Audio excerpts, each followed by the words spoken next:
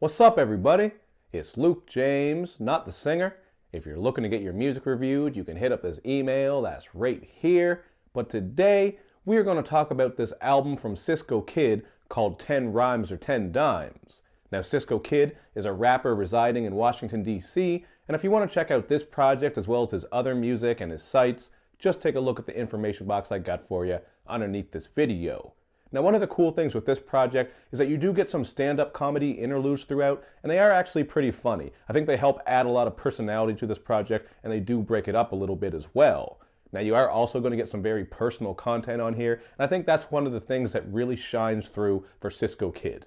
In particular, I really like the track One Tear for What Could Have Been. This is a very somber track that deals with what it's like to lose a child, and Cisco Kid tells his own story. It gets very deep and heartfelt. This is the type of track I think a lot of people will be able to connect to, especially if you've been through this sort of horrible event, and it's also backed by some soft guitar production and beautiful vocals from Ashley. I just think overall this is one of the best tracks on here. Everything on it comes together nicely. And another favorite track on here is Rayful of Rap. I just really like the beat on this, has a lot of bass on it, a little bit of bounce as well, and he is working some nice flows. Doesn't really get too deep with the content here or anything like that, but sonically it bumps, so that's something I liked. But one of the reoccurring themes on this project is how Cisco Kid has this inner struggle within himself. He doesn't want to just be living that boring 9-to-5 life where you're struggling to get by and you're just not happy with yourself, and yet he also doesn't want to go back to the streets doing bad things to make a quick buck. There is a pretty interesting dynamic there, and even though this isn't the most, original or unique theme, we've heard this from plenty of people, it does help you connect with him because he is quite thorough. So for example, on the song Decisions, he's saying that he doesn't want to waste away his life like LeBron was doing in Cleveland before he went to Miami. I thought that was a cool reference because we saw how that worked for LeBron James. He went on to do great things.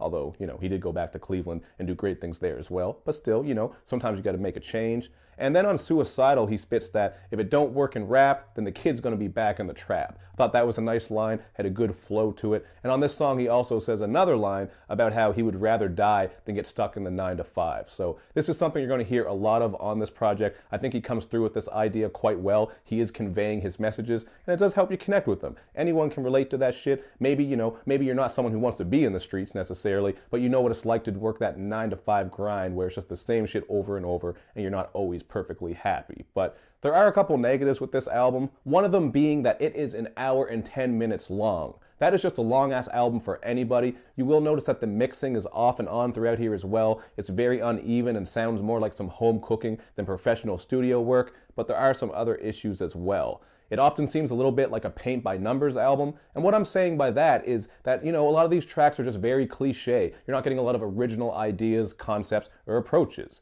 For example, the tracks Wonder Why and Love Them Ladies are both just pretty bland tracks with bars about pussy, twerking, etc. They're not really anything that's too different, although Wonder Why does have a little bit of a funky disco feel to the beat, so that's something that I can appreciate. Thematically, though, these are pretty boring, and sonically there's not much to them that's gonna stick out.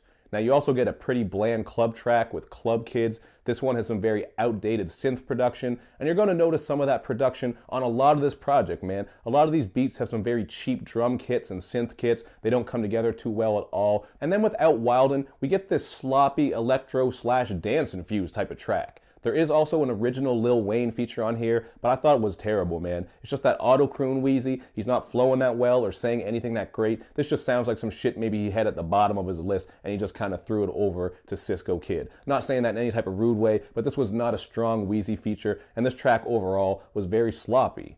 Now, I do also have to talk about the song Shoot Shoot. This is just another example where the production is holding back the song. Because I do like the concept here. You are getting some social commentary just about violence within the streets, especially in regards to, racism and police brutality. There's a nice line on here about how cops and Klan members are trading in their sheets for their suits. Thought that was kind of dope and powerful. But again, man, the beat on this is just not very strong at all. Another very weak beat that doesn't have strong drums, strong synth kits, or anything like that. So there are definitely some ambitious ideas here, including the song, this one has a long name, 10 Rhymes or 10 Dimes, My Story, Story of Hip Hop. This does have a cool concept to it. The beat constantly switch ups to a bunch of different classic beats. He is working some old school flows here as well. But again, you're going to notice some of that mixing that isn't very good. So this one really just has some good and some bad happening all throughout it. And that's why I'm going to go with the 2.5 out of 5, man. There are moments where Cisco Kid is rapping for sure. Like, he does have a nice flow. I think he has a strong cadence, although it is held back by the mixing and mastering in a lot of spots.